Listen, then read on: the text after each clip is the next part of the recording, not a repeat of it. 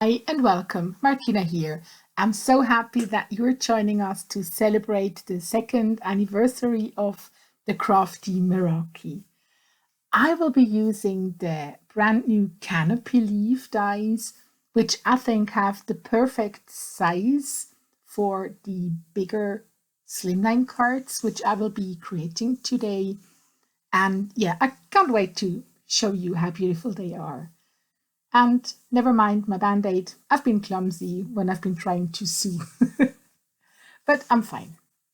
Well, then, let's go. I have to do a bunch of die cutting because I'm thinking of two cards, one of them on the brighter side, one of them on the darker, more elegant side. And in the beginning, I've been thinking of monochromatic and bright, but as usual, in the creating process, everything comes different. But let's see. I've been die cutting two different kinds of cardstock, a stronger, high quality cardstock, and some nice, fun, beautiful colored papers just to have a difference in qualities and optic when it comes to the two cards. For the more subtle and more elegant card, I'm using this higher quality, thicker cardstock, and this will allow me to apply or glue the leaves with 3D foam pieces because the cardstock has this thickness or sturdiness that will hold up to to gravity when it's glued with 3D foam. So I'm just arranging the leaves and having a look how I could glue them down, and as soon as I like the look, I will start to glue my 3D foam dots onto the leaves and glue all the canopy leaves to the background paper.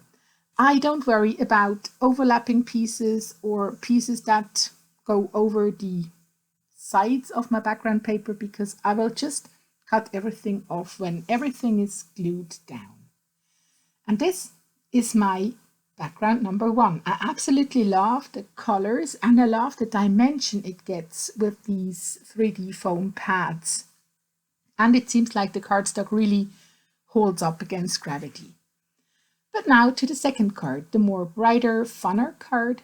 And these papers are beautiful colored, but slightly thinner in quality. So I will be gluing them down to the paper by using just a liquid glue. So easy as is, placing the die cuts, arranging them, and then gluing them directly to the paper.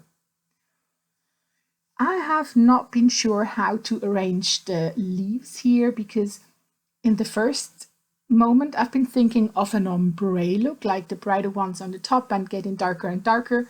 But the two middle tones, they are so similar that I decided to skip one of these middle tones and go with just the greenish tones, but use all two sizes of the canopy leaves.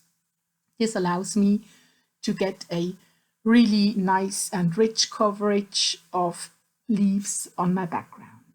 Since I totally love these huge words that came with the slimline tags, I decided to go with them and make some amazing centerpieces for my cards from these die cuts.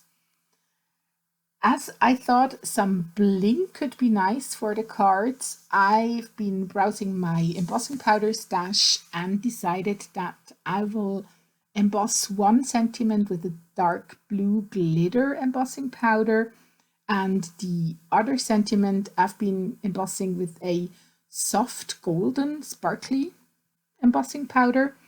But before I will add them to my papers, I will just quickly glue my background papers onto my card bases. I usually do this by using double-sided adhesive tape because I have the nicer results than with liquid glue, which makes my cards more warped than beautiful. As you see, this is very easy and very handy.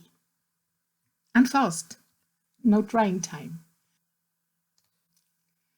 And this is the moment where I totally changed my mind. As you can see, the darker sentiment works so much better on the brighter background, and the golden sentiment works so much better on the darker background, that I just decided to swap things and change my mind. I've been gluing my Celebrate sentiment with the same 3D foam pads as I glued the leaves for the darker background, just to make it stand out slightly more, and as I have a flat background, this works perfectly fine. And then for my congrats, I've been using the negative piece from the die cutting process as a help to align the pieces nicely. And you see, this works perfectly fine.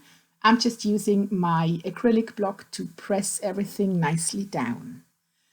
As a last finishing touch, I'm using the absolutely beautiful prismatic sparkles, and I'm just placing them with my picking tool, gluing them down and adding some more zhuzh to the brighter card. I think this is just a nice, fun little embellishment which catches the light even more than the embossing.